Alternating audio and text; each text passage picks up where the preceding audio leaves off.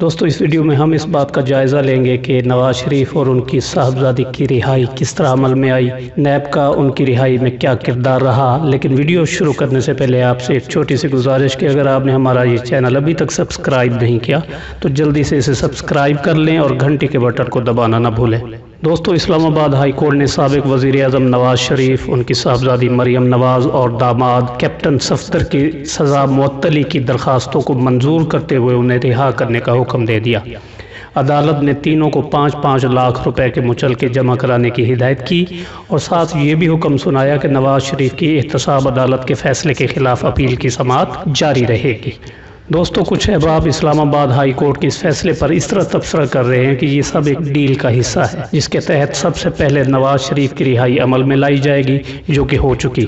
اس کے بعد نواز شریف اور ان کی صاحبزادی سیاست سے کنارہ کشی اختیار کرتے ہوئے بیرون ملک چلے جائیں گے اور نواز شریف نے جو دولت لوٹ مار سے اکٹھی کی ہے اس میں سے $10 ارب بذریعہ سعودی عرب پاکستان کو واپس دیے جائیں گے۔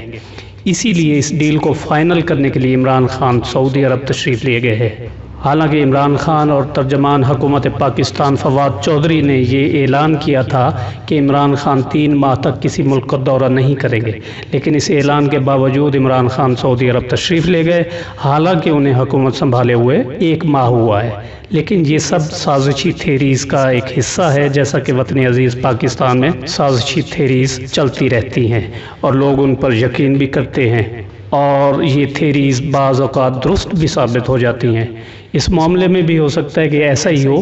لیکن نواز شریف اور ان کی صاحبزادی کو رہائی دلانے میں نیب نے سب سے بڑا کردار ادا کیا، جس کی وجہ سے نواز شریف کی رہائی ممکن ہوئی۔ نیب نے جس بھونڈے اور غیر سنجیدہ انداز میں یہ مقدمہ اسلام آباد ہائی کورٹ میں لڑا اور نیب پروسیکیوٹرز اکرم قریشی اور جہاں زیب بھروانہ نے جس طرح بے تکے دلائل دیے وہ ایک مذاق سے کم نہیں تھا۔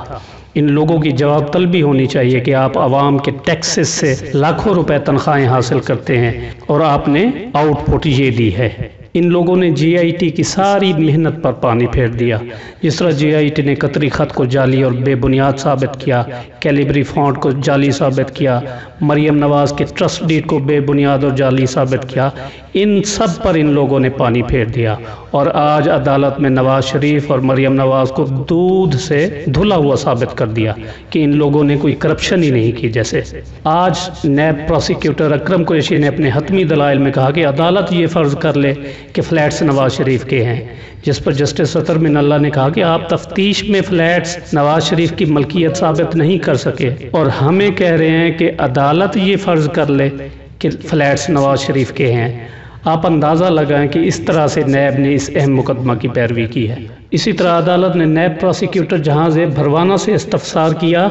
کہ آپ یہ کہنا چاہتے ہیں کہ اس کیس میں شک کا فائدہ ملزم کو نہیں دیا جانا چاہیے، جس پر جہاں زیب بھروانہ نے کہا جی بالکل، اس کیس میں شک کا فائدہ ملزم کو نہیں دیا جا سکتا۔ دوستو جس طرح نیب نواز شریف کے خلاف مقدمات کو لے کر آگے بڑھ رہا ہے، اس سے اندازہ لگایا جا سکتا ہے کہ جب اسلام آباد ہائی کورٹ کی اس فیصلے کے خلاف سپریم کورٹ آف پاکستان میں نیب کی اپیل پر سماعت شروع ہوگی تو قوی امید ہے کہ نواز شریف کی رہائی پر پکی مہر ثبت ہو جائے گی۔ اس کے علاوہ احتساب عدالت سے نواز شریف کے خلاف 2 اور ریفرنسز میں فیصلہ اسی مہینے